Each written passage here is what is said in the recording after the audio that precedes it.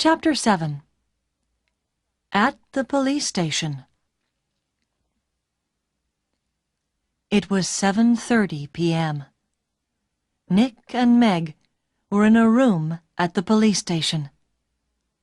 The man called Vickers was in a different room with 3 detectives. There was a doctor with him, too.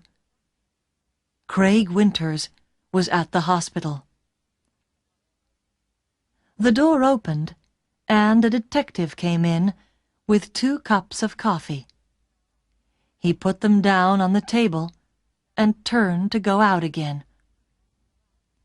"Detective Edmonds," Meg said, "did the hospital call? Is Craig going to be all right?" "Winters," Detective Edmonds said. "Yes, he's going to be okay." "Can I call the hospital now?" asked Meg. "I'd like you to wait," said Edmonds. "Detective Keat is going to be here in a minute. He's just coming from the airport and—" He looked through the open door. "Ah, here he is now." A second detective came into the room, and behind him was a tall man with dark hair. Meg stood up quickly. "Daddy!" she cried. "What are you doing here?" "The police called me," said Howard Hudson, "and I flew here at once. Detective Keat met me at the airport. Now sit down, Meg. I want you to listen to me." He did not look at Nick. Meg sat down, and her father took her hands. "Meg, last week Johnny Vickers came to my house. He wanted to talk about his daughter. You remember Anna, Meg? 3 months ago, she jumped off a bridge in Boston and died. She was young, beautiful, rich, and she didn't want to live. Why?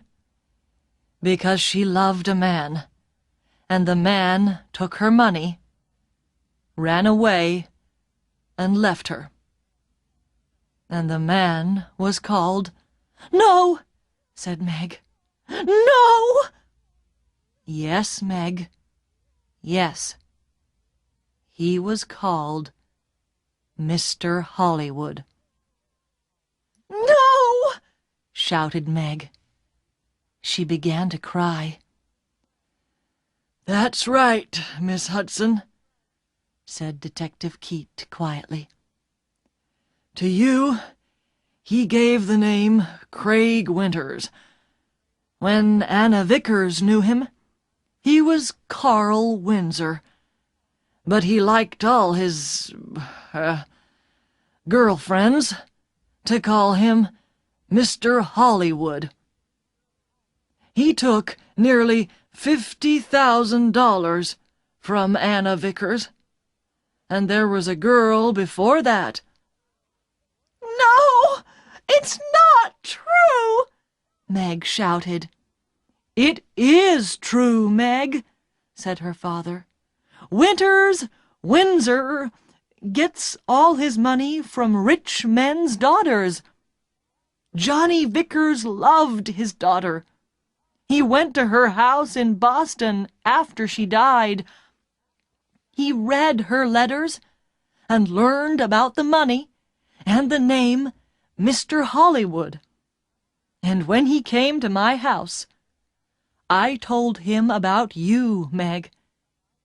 I said, 'My daughter's got a new boyfriend, and she calls him Mr. Hollywood. I don't like him, but I can't stop her. She's going away to meet him next week, I think. What can I do?' Johnny put his hand on my arm, and he said, "Don't be afraid for your daughter. I'm going to find that man and stop him." Meg said nothing. Her face was very white. For a minute or two, nobody spoke. Then Detective Edmonds said, "Vickers told us all about it, Miss Hudson.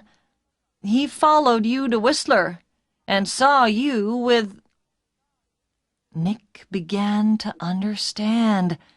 With me, in the cafe, and Meg called me Mr. Hollywood.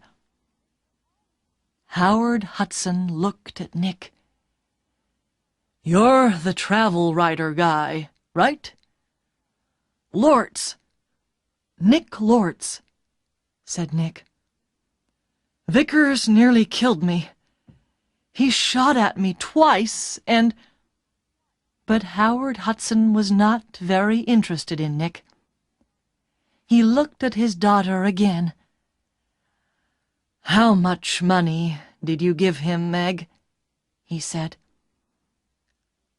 I gave him $25,000, said Meg. "Only for 2 or 3 months," he said. "Then he—" She began to cry again. "Well, you can say goodbye to that money," said Hudson angrily. "What's going to happen to Vickers?" Nick asked Detective Edmonds. "Hospital, I think," said Edmonds. "Okay, he shot at you, and about 50 people saw him. But he's not a well man. The doctors are going to put him away in a hospital." Howard Hudson stood up. "Okay, Meg. I'm going to take you home. My plane is waiting at the airport." Meg followed her father to the door. Then she remembered Nick and turned. "I'm sorry," she said. "I got you into all this. I called you Mr. Hollywood. That was wrong. But I didn't know—" "It's okay," said Nick. "You know everything now. And it's better to learn it now and not later. $50,000 later.